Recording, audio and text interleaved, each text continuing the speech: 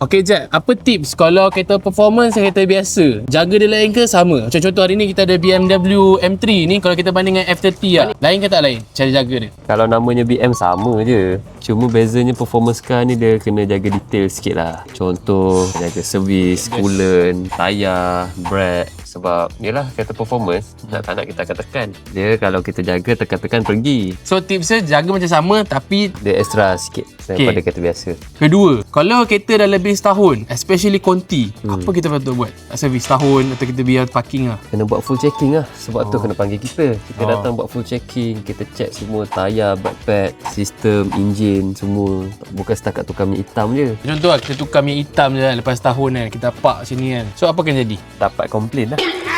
Atau back down.